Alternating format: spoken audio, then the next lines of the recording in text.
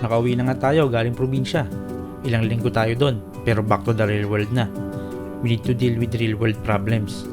Ang dami nating naiwang problema at hindi lahat kaya nating solusyonan. Eat mo tayo. Ha? Kung hindi kayang gawa ng paraan, ipagpaliban muna. Huwag magpaka-stress sa mga bagay na walang agarang solusyon.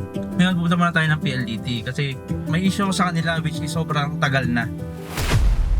Yun, okay. So, alis naman kami bukas. Gagala ko lang itong mga bata sa Robinson pero may problema tayo. Kaya, punta muna tayo dun sa sasakyan para makita natin yung problema. Hindi sasama kasi makulit. Tomorrow pa sa Robinson. Ngayon, wag ka na sumama ngayon kasi manggugulo ka lang eh.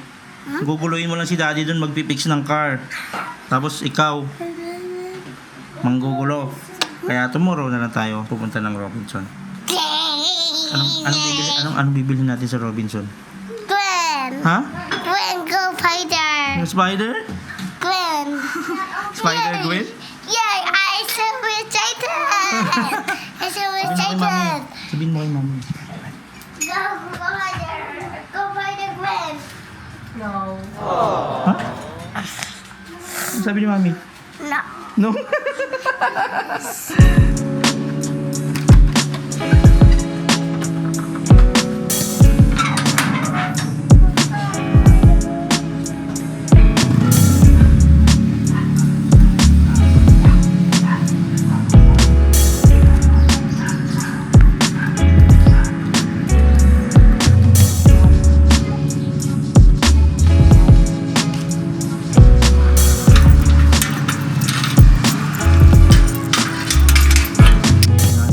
Ating problema ngayon.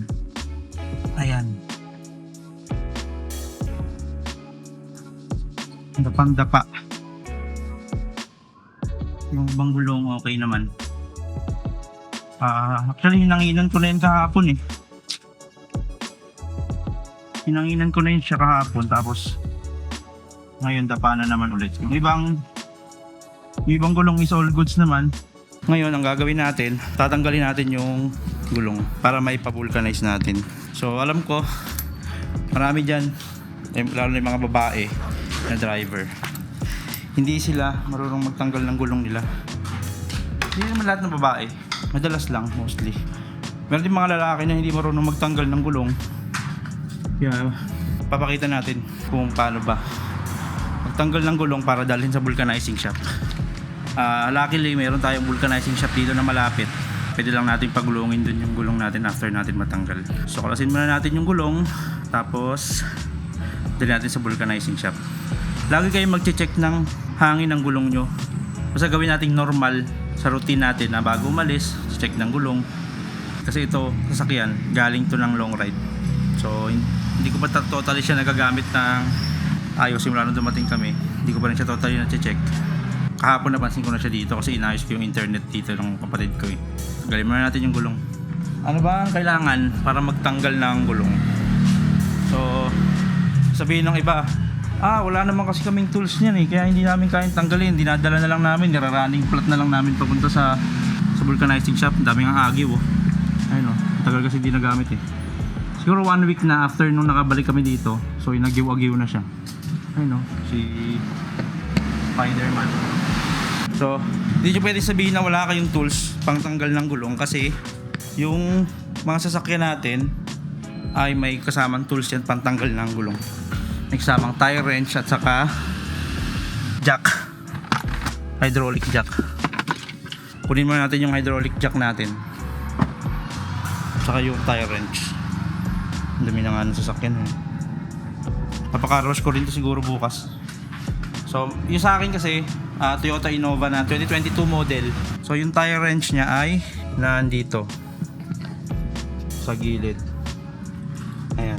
Nandito pa nga yung mga gamit kong iba. Tabi ko muna to para makita nyo.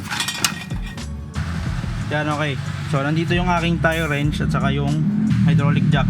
So, meron ditong pindutan. Hindi ko alam kung kita. Ay, pihitan pala. Hindi ko alam kung kita nyo. Pero, pihit nyo lang yan. Tapos hilahin nyo. Yan ay kung naka-Innova rin kayo. Yung aking mga pailaw. Tapos nandito yung ito yung tools. tools. Ito yung tire wrench. Medyo madilim ata eh, pero nandito lang lahat. Ayan, ay yung aking hydraulic jack. So ang unang gagawin natin ay luluwagan muna natin yung mga nuts. So ito yung tools na kasama ng sasakyan. Ito yung gagamitin natin pang luwag ng nuts. Meron siyang kasamang tire wrench. Ito. Ayan. Tapos may mga kasama din siyang mga ano, ewan ko kung sa akin to o kasama talaga siya dito, pero ang alam kong kasama kasi niyan is ito lang, dalawa. Ito yung pantanggal ng spare tire. Yan ha. So papalitan rin pala natin ng gulong tong sasakyan. So para mapalitan siya ng gulong, kailangan natin kunin yung spare tire. So ito, pantanggal ng nuts. Hindi ko alam kung papalitan ko pa o baka antayin ko na lang kasi malapit na namin vulcanizing shop dito. Yan, so luluwagan muna natin yung mga nuts ng gulong. So bakit kailangan muna natin siyang luwagan? Dahil pag inangat mo na siya gamit yung hydraulic jack, tapos at saka mo palang luluwagan, mahihirapan ka na kasi iikot yung gulong eh. Habang nakababa pa siya, luwagan mo na yung nuts para pag inangat mo siya, pag pinihit mo yung nuts, hindi na iikot yung gulong kasi maluwag na yung nuts eh. Dahil nalawagan na natin siya, gagamitin na natin ngayon yung hydraulic jack para iangat yung sasakyan. Ngayon, gagamitin pa rin natin itong mga to para pihitin yung hydraulic jack. So let's go. Yan, so ito yung hydraulic jack at itong butas na to, yan, dyan natin ilalagay yung tools. Yan, kakapit natin dito yung tools para pihitin to. Kailangan pihitin to eh. Hindi ko kasi mabitawan yung hawak kong camera, pero ito, ayan. Tapos ito, kailangan itapat nyo siya doon sa matibay na parte ng sasakyan. So usually yan, para mas mababa. Yan, solid yan, solid metal part yan. Or dito, yan, pwede rin dyan. So yan, dyan lang natin siguro ikabit. Pwede rin doon, pero ayoko na kasi madudumihan na ako. Yan, dito muna tayo. Yan, so ipipihitin natin to para maiangat yung, para umangat to, para maiangat yung sasakyan.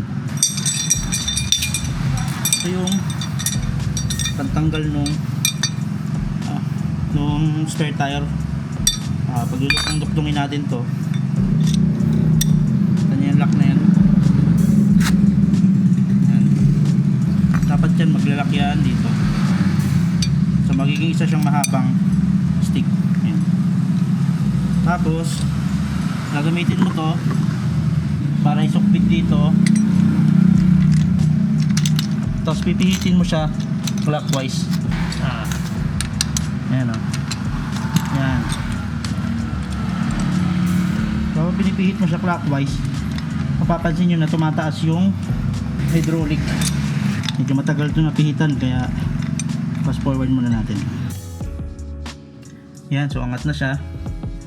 Malalaman mo pag angat na siya pag pinaikot mo to. Sumasayad pa nga. Angat pa natin ng konti. Ito yung ginagamit ko para mas may puwersa. Konti lang naman eh.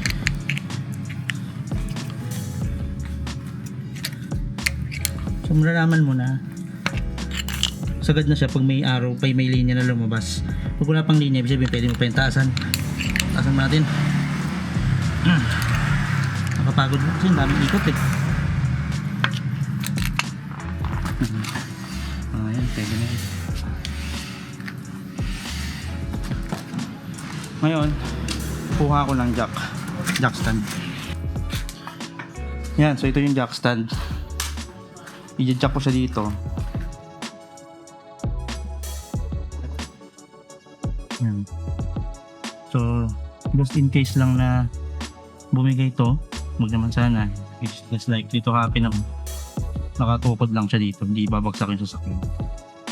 So dahil nakaangat na siya, umiikot na yung gulong, pwede na natin tanggalin to. Kung papalitan nyo to ng spare tire, hindi nyo na kailangan nun, pero tatanggalin nyo muna yung spare tire bago nyo tanggalin tong gulong. Ayan na, kung papalitan nyo ng spare tire, pag tanggal nyo ng gulong, salpak nyo agad yung spare tire. Ayan, so tanggal na, pwede na nating hilahin. Oh, ayan, medyo bigat. Ayan. Ay, may spare tire tayo dito sa likod. Ayan, spare tire yan. Hindi ko na siya tinanggal kasi may vulcanizing shop naman na malapit dito. So pag pinabulcanize ko siya doon, dadaling ko na doon sa vulcanizing shop. Pagkatapos babalik ko na lang, kakabit ko na din agad dito. Kung papalitan nyo siya ng spare tire, tanggalin nyo muna yung spare tire, tapos at saka nyo tanggalin yung gulong, ilagay nyo agad yung spare tire para hindi magtagal yung hydraulic jack. Kasi kung roadside change tire, hindi na kailangan ito. Kasi ako hindi ako nagdadala niyan. Ito lang talaga. Pero pwede na to. Ang gagawin nyo pag roadside change tire lang, tanggal nung spare tire, luwag nung nuts, lagay nung jack, tanggal nung gulong, lagay agad ng spare tire, tapos lagay agad sa likod yung gulong na flat.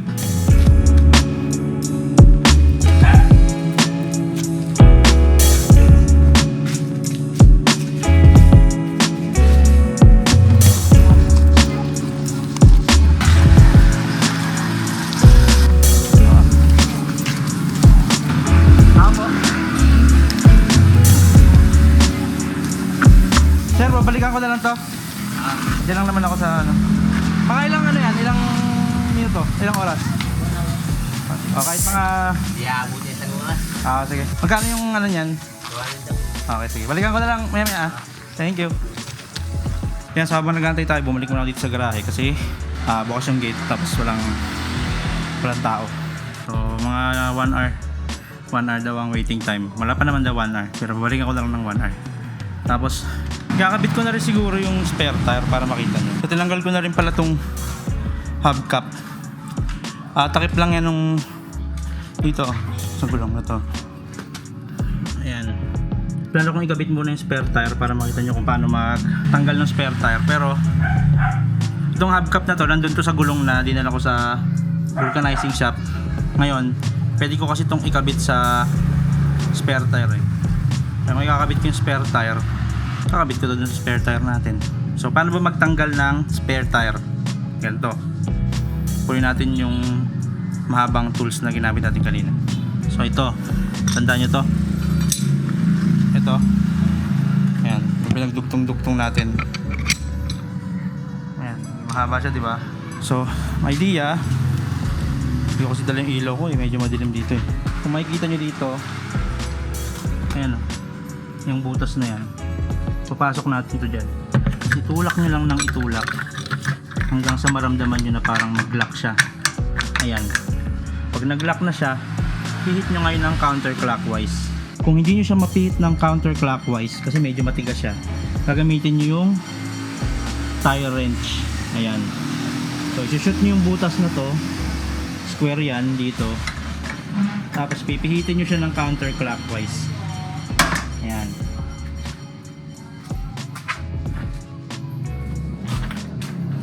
Medyo matigas kasi siya sa umpisa pero yan. So habang pinipihit nyo ito ng counterclockwise,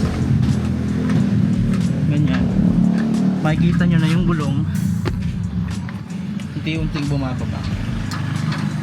So ayan na, baba na siya. Ang gagawin natin, tatanggalin natin yung lock na bakal.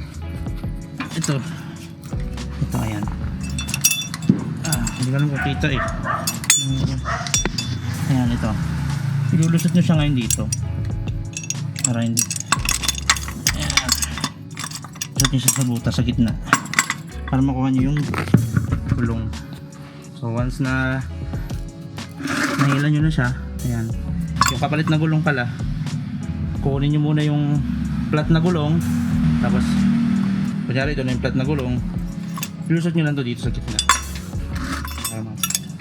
Ilusot nyo lang siya dyan. Tapos, higpitan nyo ulit to. Turn nyo lang siya ng clockwise para humigpit itong kadena.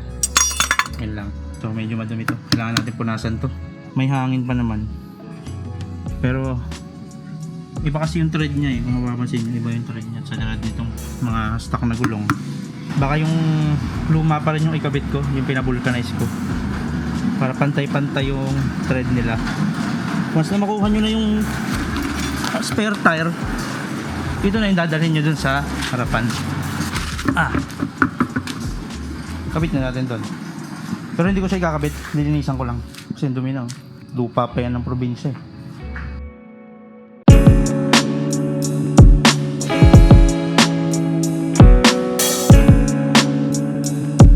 Okay guys, so bibigyan ko lang kayo ng konting disclaimer. Kasi yung spare tire ko kasi full siya. So buong, parang hindi ko alam kung ang tawag dun eh, pero standard siya. Ngayon, yung mga ibang sasakyan, hindi ko alam kung anong specific brand or kung anong specific model. Basta yung ibang sasakyan, ang spare tire nila is donut tire. So donut ang tawag dun sa parang spare tire siya na half size lang ng original, or basta mas maliit siya dun sa standard na gulong na sasakyan nyo. Ngayon, yung donut tire, ang purpose lang niya is pamalit siya na gulong para makapunta lang kayo sa vulcanizing shop. Pagdating nyo sa vulcanizing shop, papavulcanize kayo, tapos ipapalit nyo na agad yung gulong nyo na bagong vulcanize. So hindi siya intended na gamitin pang matagalan. Kung itatakbo nyo siya ng matagal, yung donut tire, posible na maplatan lang din kayo agad. So yung spare tire nyo, wala na rin. So mas mabuti na dalhin nyo agad yung flat tire nyo sa pinakamalapit na vulcanizing shop, pa-vulcanize, tapos ibalik nyo agad yung donut tire nyo sa lagayan ng spare tire. So yun lang, balikan muna natin yung gulong natin doon, kasi hindi ko na ikakabit yung spare tire ko. Kasi ang gusto ko, yung 4 na gulong ko, pantay yung kain nila. Dungis ko pala. Dungis ko, nagpalit lang ako ng gulong niya na. So ito palang hubcap. Ito lang yan, oh. Ganyan lang siya. Pupuan nyo lang ng ganyan. So tatanggalin nyo siya, tutukutin nyo lang sa loob, tutulak nyo lang ng kamay nyo.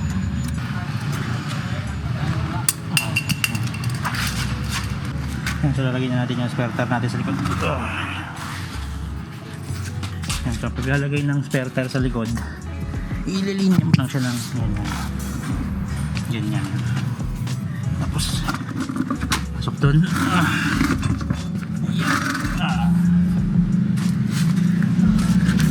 Tapos ito, nandun naman dito ulit sa gitna. Tapos pag nakashoot na siya, pwede mo lang higpitan. Saangat na siya habang pinipihit mo ito ng clockwise. Ngayon, ito dapat itong lock na ito, dapat yung sakto yan dito sa shoot nyo siya dito sa mga butas. Ayan, ganyan. Tapos bitawan na natin. Ayan. Okay. Sige na natin ulit.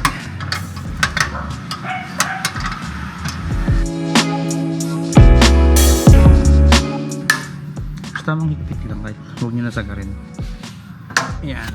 Tapos hila. Ayan. Okay na. Secured na yan.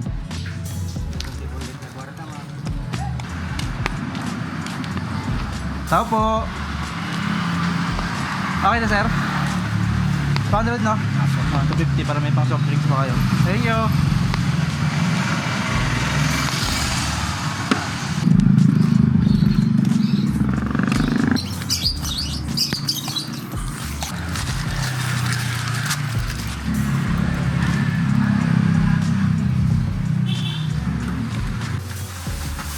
So ikaw muna Totoy. Hey. House renovation. Sunday is renovation day. Nakabit na natin. So ganun lang din. Do it in reverse lang. Lagay ng gulong, lagay ng nuts pero hindi pa hihigpitan. Tapos tanggal ng jack. Tapos higpit ng nuts and higpit. Let's go na. Yung mga nuts may washer yan kasama naman siya nakadikit pero huwag niyong wawalain.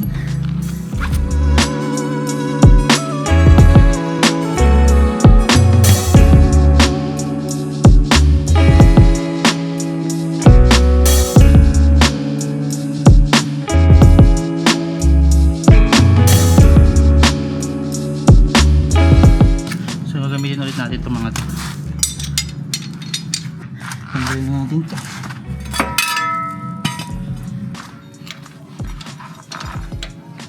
Kung nahirapan pala kayo pahitin, pwede nyo rin gamitin itong ito, counterclockwise.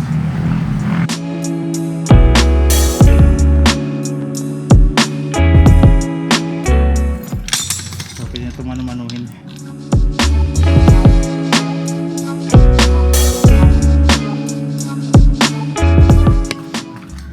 Nasundan na natin siya. So ang paghihigpit niyan ay tapatan ng higpit, hindi yung paikot. Pero depende sa inyo. Sa akin kasi tapatan para pantay yung higpit.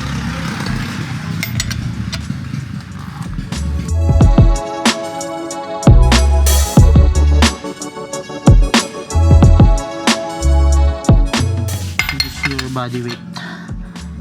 Para higpit talaga. Yan. So okay na. Higpit lang tayo ng gamit.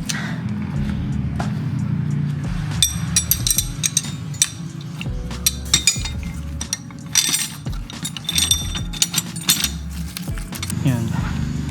So itong dalawa na to dapat lagi nandito sa loob ng sasakyan niyo. Kung hindi nyo alam kung nasan to, i-check nyo na kung nasan sila nakalagay kasi huwag nyo nang antayin maplatan pa kayo bago nyo pa hanapin. Dito yung nakalagay, nakatayo, nakalak sila dito. So yung mga early warning device ko lagi lang din nandito yan. In case maplatan ako, set up muna natin to bago tayo mag ayos ng gulong. Yan, so meron din akong mga pantali. Yan, hindi na mawala yan in case kailangan. Nandyan lang sila, hindi rin hanapin. So, sara na natin. Lock. So tapos na tayo magkabit ng gulong.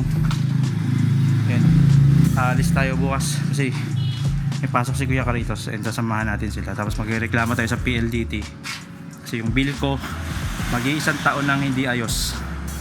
So almost double the price yung binabayaran ko for almost 1 year na, kaya dito tayo bukas sa PLDT. So see you tomorrow. Bye. Wait mami ah. Bye. Wait mami.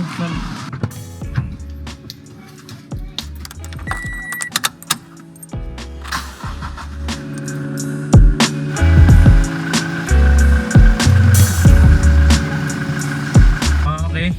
So ang agenda natin today ay una dadaan mo sa PLDT. Tapos siguro baka mamimili si Clary sa Robinson na lang ng mga stock lang namin ng mga sabot. Saka atin namin si Kuya Kratos. Tapos go to sleep. No, go to Quinn. Ha? Kratos. Okay, so ngayon pupunta muna tayo ng PLDT kasi may issue ako sa kanila which is sobrang tagal na.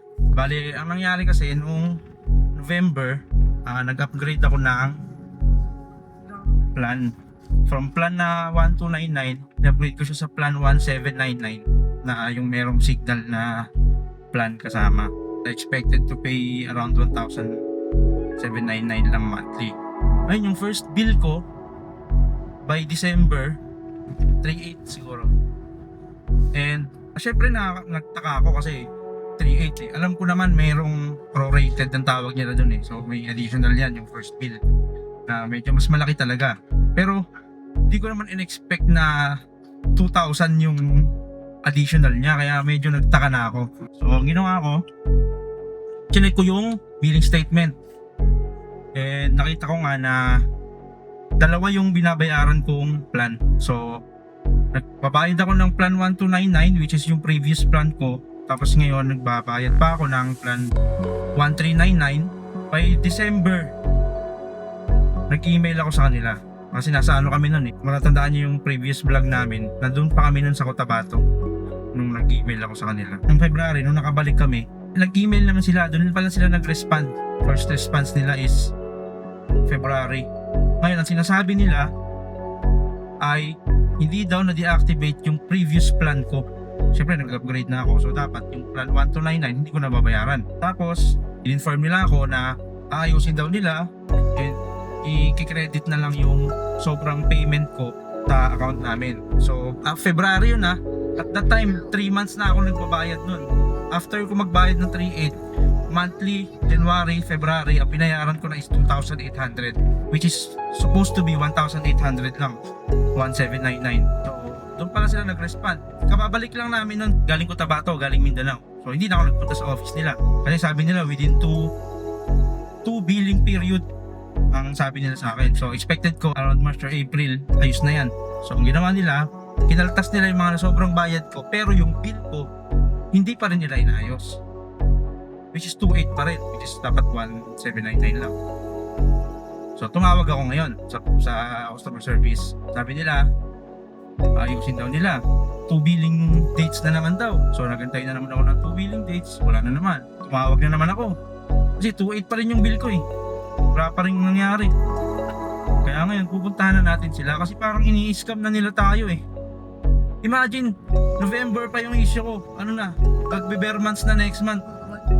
Magwa 1 year anniversary na ako nagbabayad ng 2,800 na dapat ang binabayaran ko lang ay 1,799. Hindi ka pa ba maiinis no? Na sobrang haba na ng pasensya ko. Mag-iisang taon na akong nag-aantay ng resulta. Tapos wala namang nangyayari. Imagine more than 1,000 pesos per month ang dumadagdag sa bill ko. Kung isang taon na yun, edi more than 10,000 na yung wala sa akin dahil lang sa kapabayaan nila. Hindi nila naiintindihan yon. Papaputol ko na lang to. Tama natin sila doon tapos doon tayo magalit kasi hindi na makatarong at yung ginagawa nila.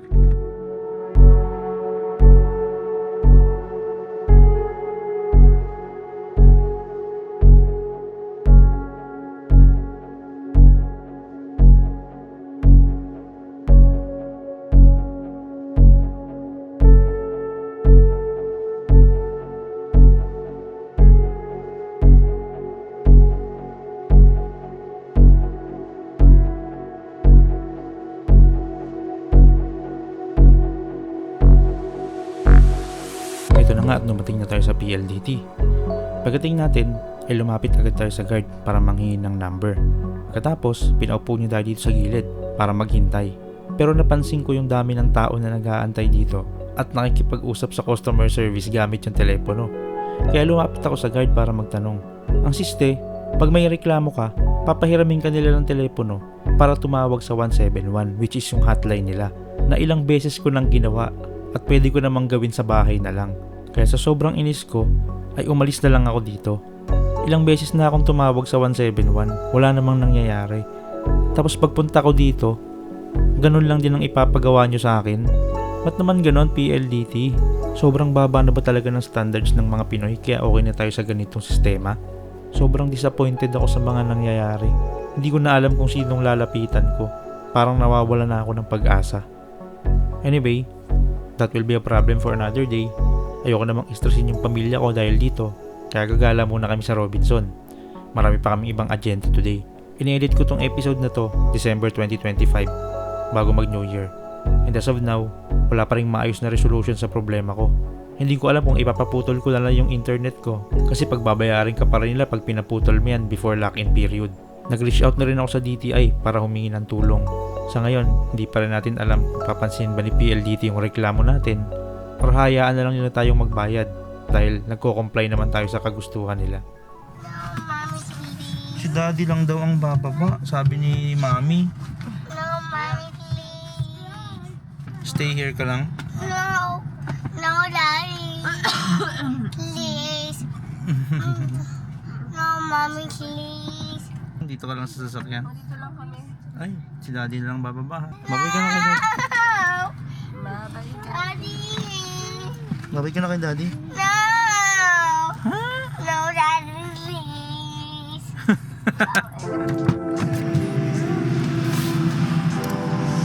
Tingnan mo kung gaano kami ka-allergic sa ibang sasakyan.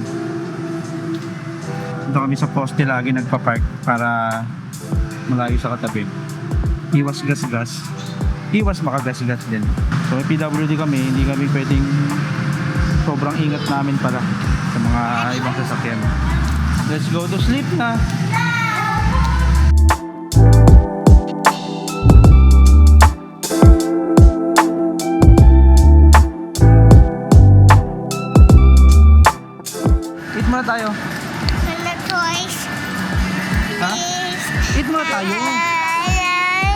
Ha?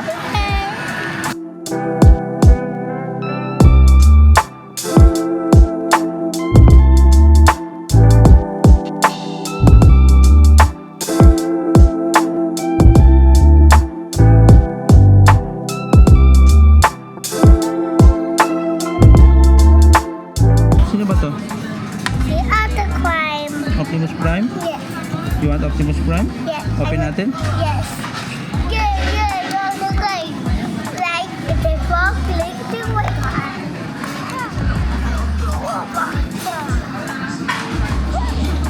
Are you happy? Are you happy? Yes. Optimum Prime? Yes.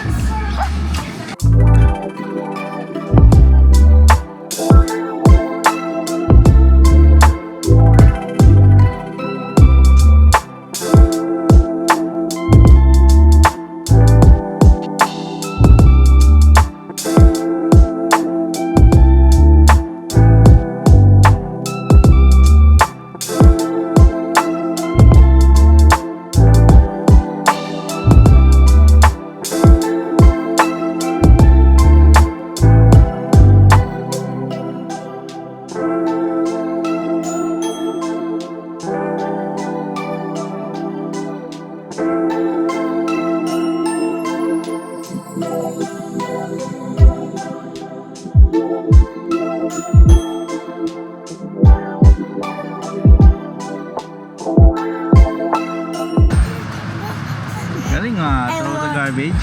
I want Bumblebee in other crime.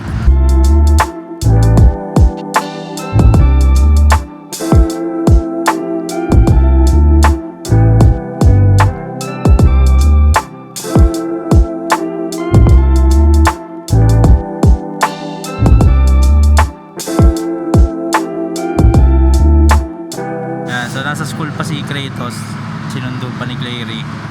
Inantay na pala niya doon, dito na kami nagstay na isang oras, naglaro na lang kami dito sa ground area ng Robinson. Waiting for Kuya, Mami. So, babalik na rin yun sila kasi alas 3 na eh. 1 hour lang naman yung therapy session ni Kratos. Where's Kuya? Here to cool. Hmm? To cool.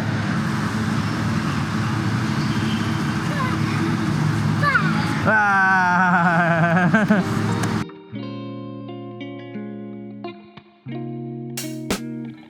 Are you happy Yes. driving in the car? I'm driving car. I so fast.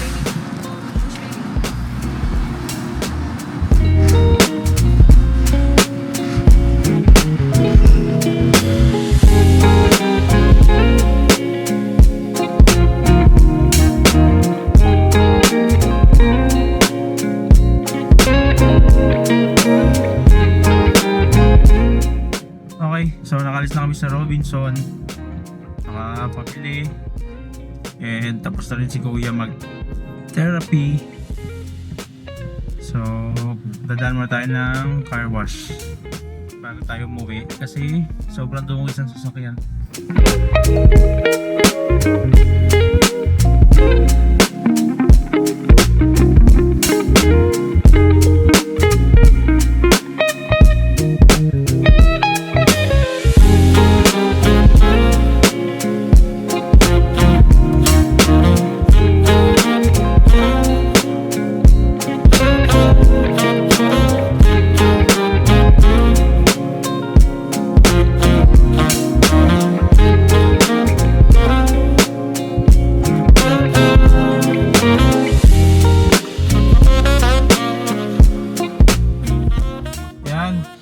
Pauwi na kami.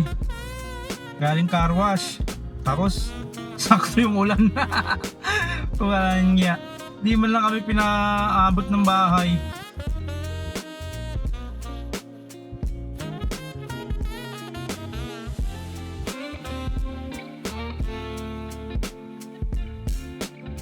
Bago nga kami umuwi ay naisipan na lang namin bumili ng ulam para relax na lang kami pagdating sa bahay. Nagpark nga lang ako dito sa pinakamalapit na gas station tapos nilakad ko na lang para hindi kami sagabal sa kalsada. Eto at nakahanap ako ng bilihan ng lechong manok kaya dito na ako bumili.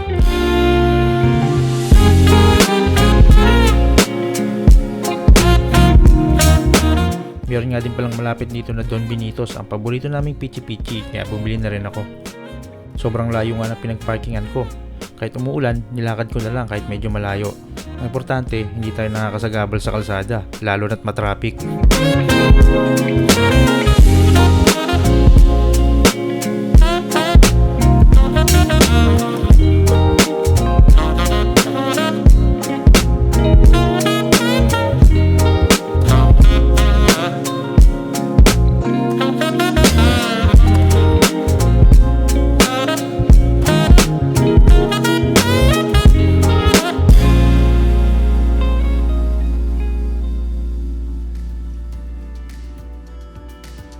Next episode ay magka-camping na naman tayo. Namiss nga natin ang ating mga tropa dahil matagal tayo sa probinsya, kaya ito nagkayayaan na agad mag-camping. Abangan ninyo ang aming next episode. Napakagandang campsite nga nitong aming nadiskubre. Kaya huwag kalimutan mag-like at subscribe kung nagustuhan ninyo ang aming video. Click nyo na rin yung bell para lagi kayong updated sa aming mga latest videos. Maraming salamat sa panonood!